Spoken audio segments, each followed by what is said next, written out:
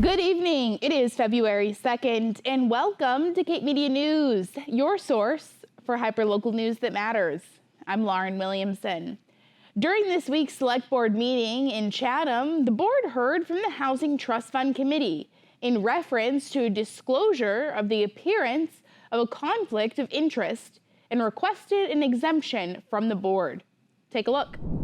And I'm sorry that we have to go through this tonight. Pat's online.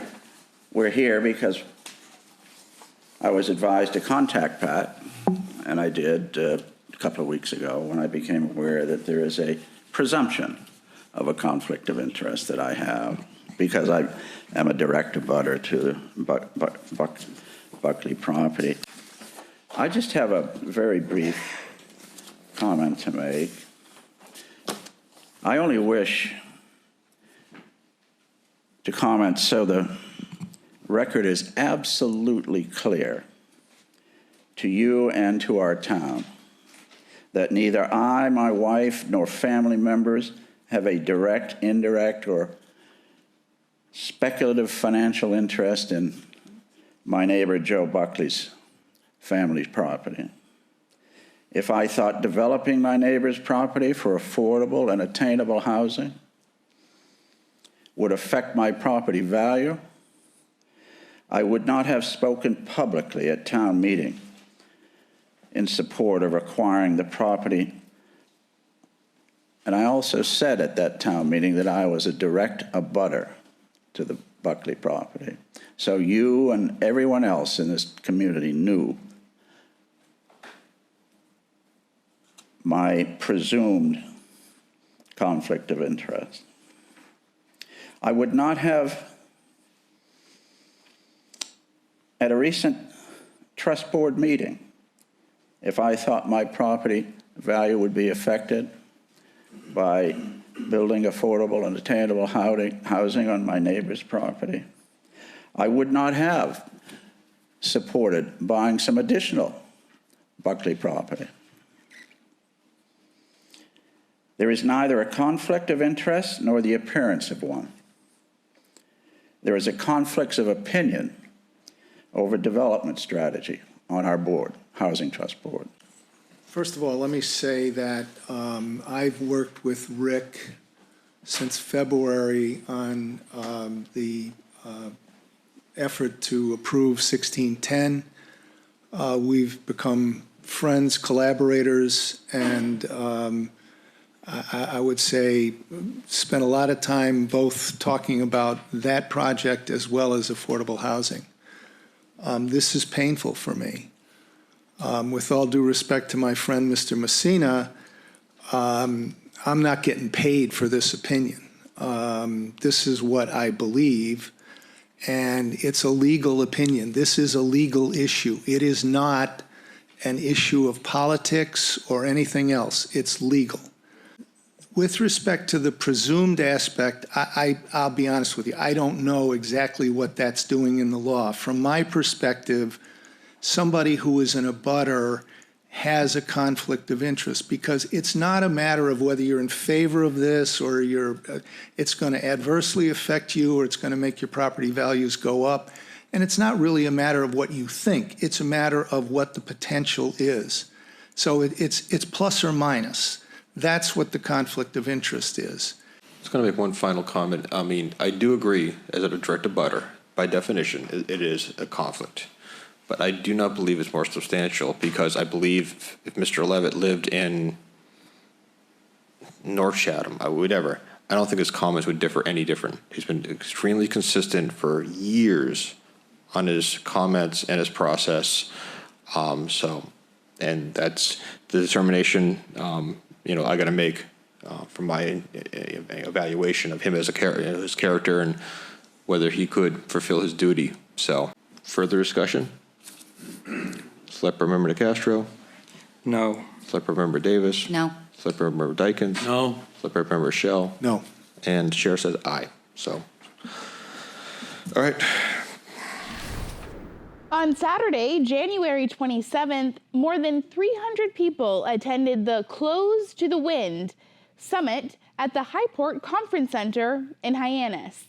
This summit, organized by the group Save Greater Dalles Beach, addressed various topics concerning the offshore wind industry in Massachusetts to discuss less harmful and costly ways to develop offshore wind energy. As wind energy is new and largely an untested industry, many residents are pushing for further studies on the long-term effects of wind turbines and their cables on the health of the Cape's natural resources and its residents. Among concerns brought up by local groups was the potential disturbance by cables to environmentally sensitive areas, such as the Centerville River, potential oil or dielectric fluids leaking into aquifers from substations or cable encasements, and the health effects of electromagnetic fields from such cables. Speakers included president and co-founder of Green Oceans, Lisa Kwatraki Knight, Jerry Lehman of New England's Fishermen's Stewardship Association, Suzanne Conley, and Adam Myrick of Save Greater Dalles Beach. The Ducks are back to celebrate the Harwich Community Center's 24th birthday. Pick up a duck from the Community Center's front desk anytime between February 1st through the 11th. Decorate your duck however you please and return it by the 12th to be put on display and judged. The ducks will be displayed in the Community Center from the 12th through the 17th, where community members can vote on their favorite decorated duck. Winners will be announced on February 20th, and prizes will be awarded. To end the ducktastic birthday celebration, stop in for the duck hunt on February 22nd. 10 ducks will be hidden throughout the Community Center, each to be redeemed at the front desk for a prize. Happy hunting and happy birthday, Harwich Community Center. As of yesterday, February 1st, people over the age of 60 and those with disabilities can ride the Cape Cod Regional Transit Authority buses for free along its 7 fixed bus routes.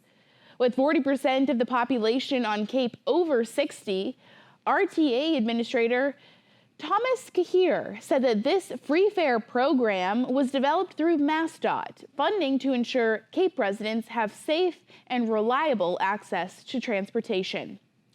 The free fare program routes include Sea Line, H2O Hyannis to Orleans, Barnesville Villager, Hyannis Crosstown, the Bourne Run, the Sandwich Line, and the Provincetown Shuttle.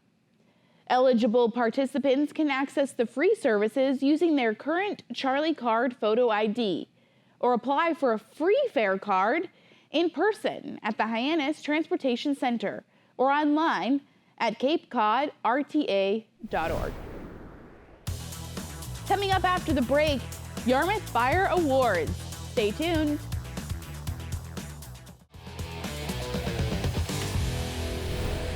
Welcome back to Cape Media News. I'm Lauren Williamson.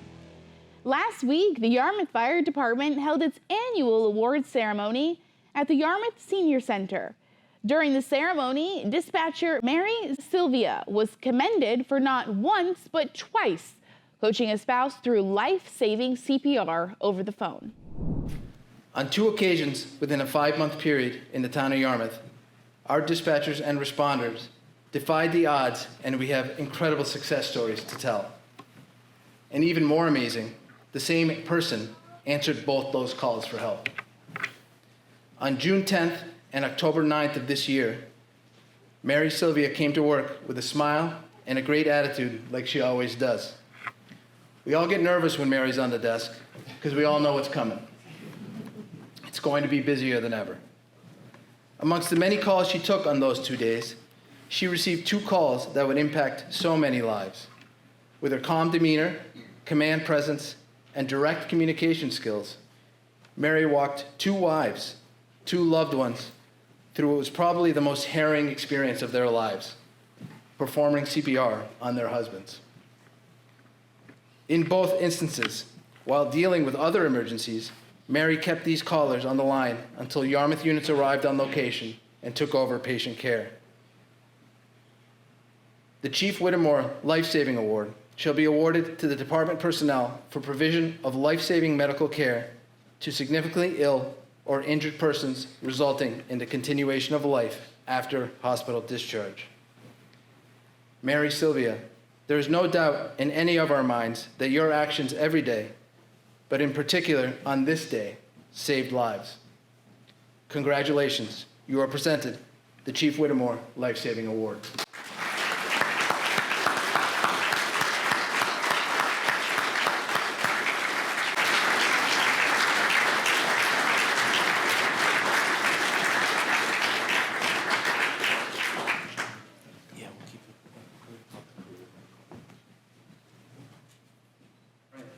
On October 9th, firefighter paramedic Courier tried something new. He worked an overtime shift. It didn't bomb, all right. An hour after leaving the station, having just arrived home, he saw a call go out for a Priority 1 medical just down the street from his house. Without hesitation, he got up and ran out the door. Mary Sylvia was on the other end of the phone with Mrs. Kemple when he arrived, guiding her through CPR instructions. Yarmouth police officer Golden then arrived, providing an automatic external defibrillator. Firefighter paramedic Courier told Mary he was there and took over life-saving care. CPR and early treatment being critical, they were able to provide both. Through their efforts, Mr. Kemple was shocked into a viable heart rhythm and then transported to Cape Cod Hospital. The Chief Whittemore Life Saving Award shall be awarded to department personnel for the provision of life-saving medical care to significantly ill or injured persons resulting in the continuation of life after hospital discharge. Firefighter paramedic Courier, your selfless actions on this day, without question, saved a life. Congratulations. You are presented the Chief Whittemore Life Saving Award.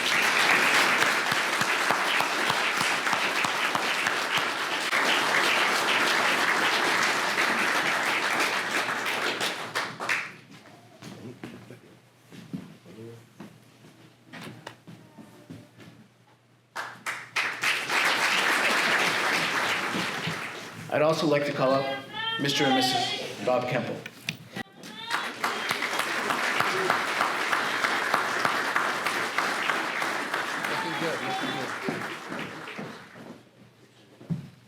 For your actions that day, you are all rewarded with a letter of commendation.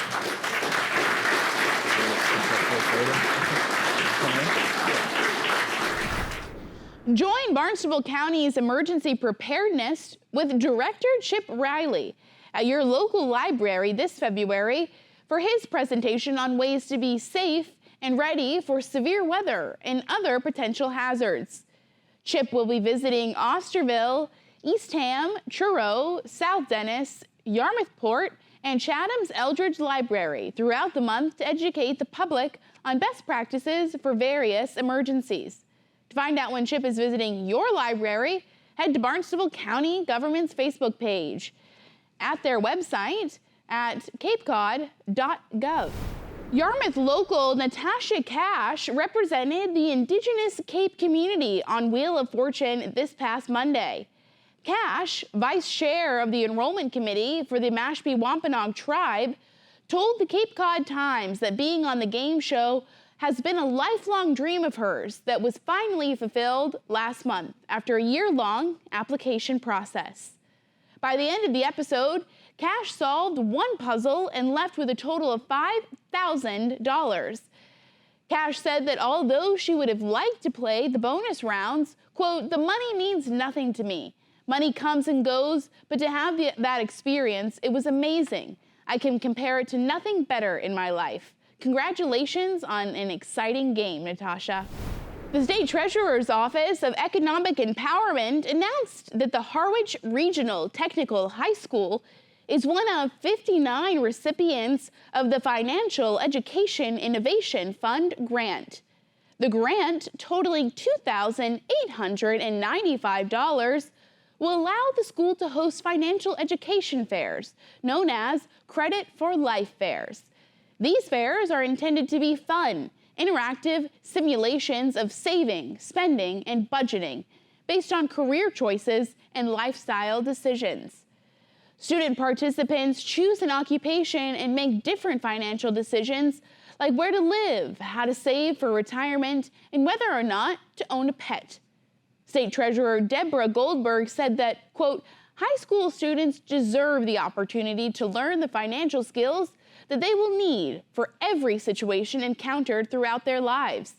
Credit for Life Fairs gives these young adults the opportunity to experience real-world scenarios that help prepare them for making informed decisions as they approach graduation and beyond. Coming up after the break, sports and more. Stay tuned.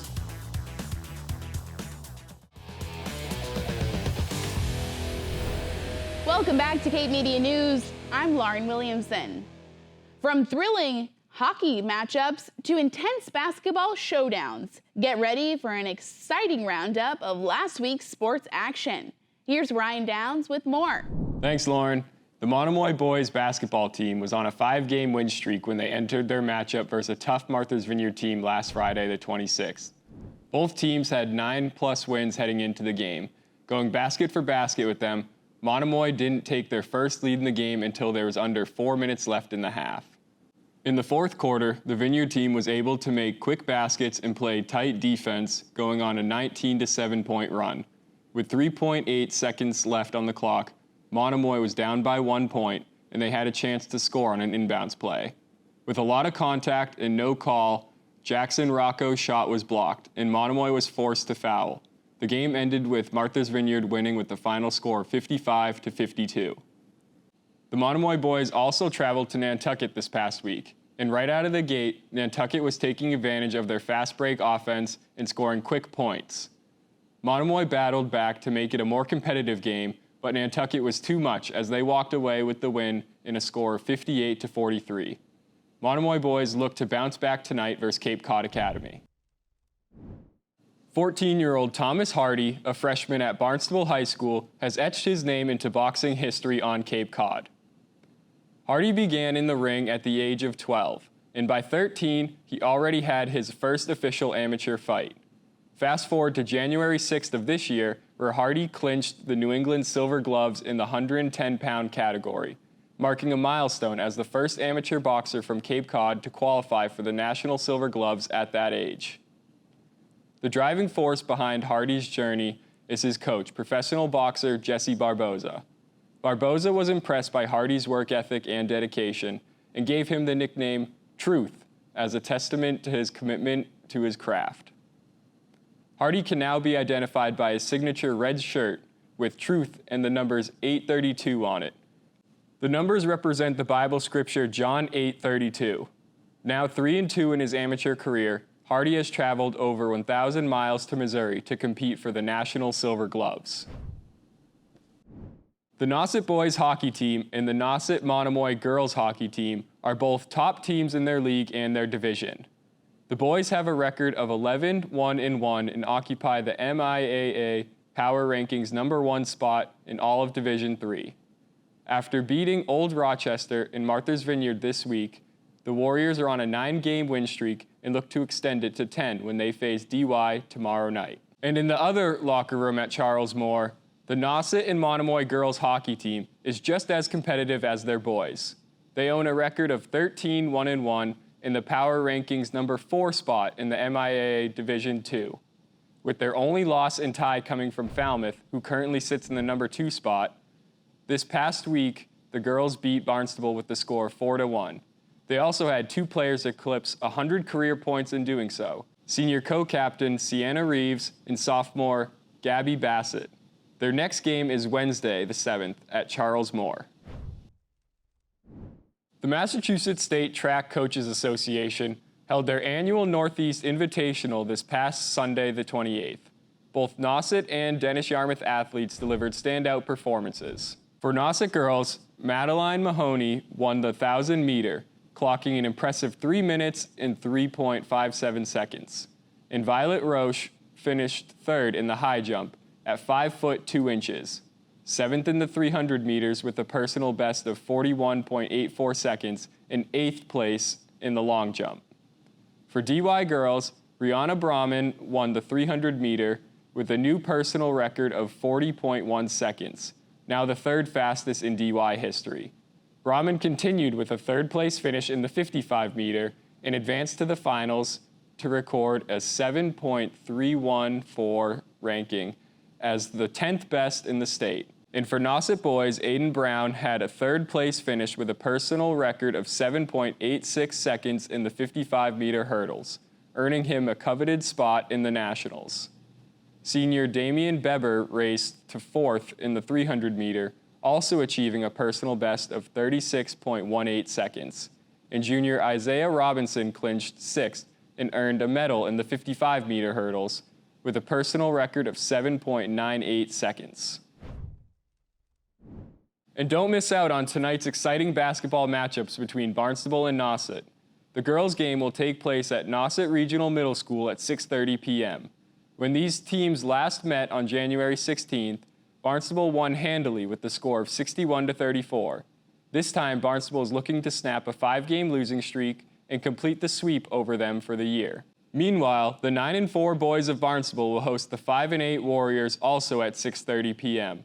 The last time these teams faced off, Barnstable narrowly emerged victorious, hitting the game-winning basket with 3.1 seconds left on the clock in a final score of 46-45. That's it for this week's Sports Update. Back to you, Lauren. Thank you so much for joining us this evening. If you have a story that you would like to see covered, send us a...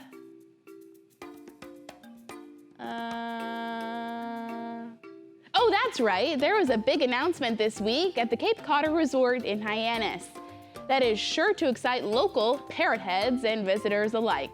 Take a quick look. Everybody's really excited about this announcement, but I can promise you, nobody's more excited than me. I promise you that.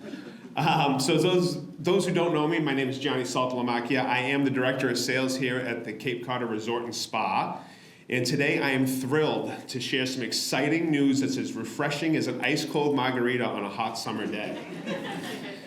It brings me immense joy to announce that we're undergoing a major transformation, and come summer 2024, we'll be embracing the Margaritaville lifestyle right here in Hyannis. Give it up. You heard that right. This summer, the Cape Cod Resort and Spa will officially become the Margaritaville Resort Cape Cod. I've been waiting so long to say that. That's so awesome. So, Cape Cod is known for its sandy beaches and iconic lighthouses, and we've been a premier vacation destination. Now we're adding a touch of Margaritaville magic to this already incredible place. Picture this, 272 island-inspired guest rooms and suites, each designed to transport you to a state of perpetual vacation. But that's not all. We're turning up the heat with some fantastic on-site amenities. Get ready for Fins Up Indoor Water Park, a tropical oasis right here in the heart of Cape Cod. And for those who prefer soaking up the sun, we've got an outdoor pool that's calling your name, complete with a brand new 5 o'clock somewhere outdoor bar. For those relaxation enthusiasts, our Saint Somewhere Spa will be your sanctuary. And because we believe in keeping body and mind in tune, there's the Fins Up Fitness Center, where you can break a sweat and then cool off with a splash in the pool. Now let's not forget about our little young adventurers. I got a couple myself. The Parakeet Kids Club will keep the little ones entertained with a range of exciting activities. And for the gamers at heart, the Fin City Arcade is where the fun never stops. Of course, what's a Margaritaville experience without signature bars and eateries? Get ready to savor the flavor of paradise with Land Shark Bar and Grill, Salty Rim Grill, and Joe Merchant's Coffee and Provisions. We're bringing the laid-back, carefree vibe of Margaritaville straight to your plate. So mark your calendars, set your clocks to island time, and get ready to embark on a journey of relaxation, fun, and endless summer vibes. Margaritaville Resort Cape Cod is not just a place, it's a lifestyle. Margaritaville resorts are truly a casual, luxurious experience where there is something for everyone. We can't wait to welcome you to our little slice of paradise right here in Hyannis. Thank you for joining us this evening. If you have a story that you would like to see covered, send us an email at newstip@capemedia.org. Tune in every week for more hyperlocal news that matters on Channel 26, Apple TV, Roku, and Fire TV. Please be sure to follow us on all of our social media, including Facebook, YouTube, and TikTok. For Cape Media News, I'm Lauren Williamson.